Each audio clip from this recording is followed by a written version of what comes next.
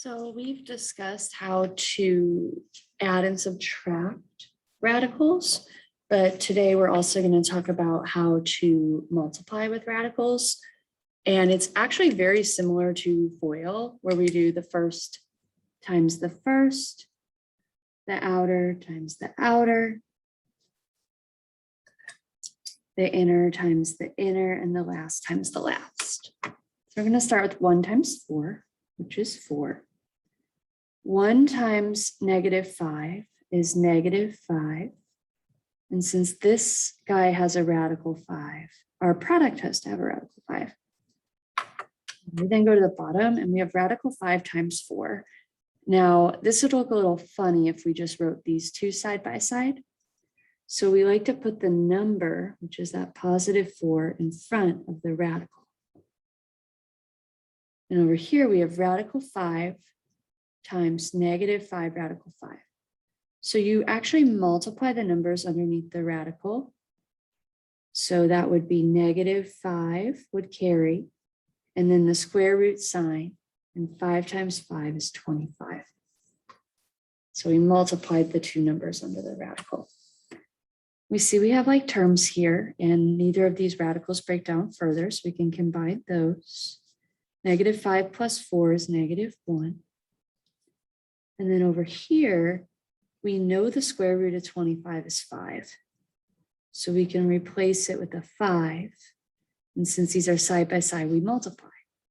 So this is now 4 minus 1 root 5 minus 25.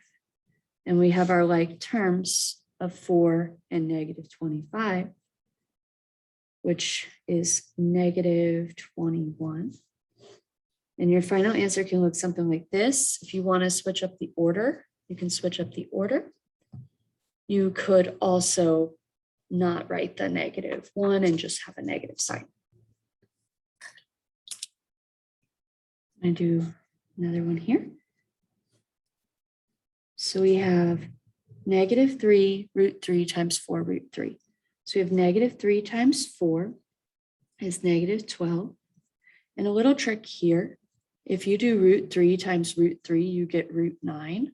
So you can actually go right to making that a 3 if you want. But for our purposes, I'm going to show that it's a square root of 9. We have a -3 root 3 times 2. -3 times 2 is -6. Bring the root 3. 3 times 4 is 12. Carry the root 3. And 3 times 2 is 6. We know the square root of 9 is 3. We can do that part right away if we want to. We could probably put those like terms together as well if we want to right away. It's up to you if you want to wait. So we have -36. We put these two together to be +6 root 3. We're adding the numbers in front of the radical and keeping the radical. And then these two can go together to be -30 plus 6 root 3. Once again, the order does not matter. Down here, we have another addition problem for you to practice. So I'll just give you a little bit of a hint here that we want to do a factor tree. So you can pick any numbers that 45 divides by and just keep breaking down the numbers until you get primes. And then circle the pair. And the pair comes out one time with the -2. So I'm going to show you the setup for this one. A lonely number goes inside that doesn't have anything branching off it. And then I'll leave this last part for you to solve. So you'll multiply these two, and then you'll add up all the numbers in front. We're going to try one more multiplication. So you have 4 times -5 is -20. I like that. That one's easy. 4 times root 3, there's no number in front of this root. If you want to put a 1, you can. You don't have to.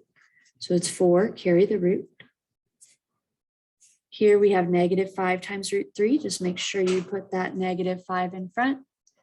I'm just doing a little video. They can come in. It's just, I just kind of want to finish my video real quick. You're okay. And then root 3 times root 3, you can go right to the 3, or you can write the square root of 9. That quiz is on the back table if you want to grab it, but I'm almost done. Bracket. And so if we add these two together, we'll get a -1√3. You don't have to write the -1. And then this is 3. So if you add these two together, you get a -17 and a -1√3. And those can go in either order.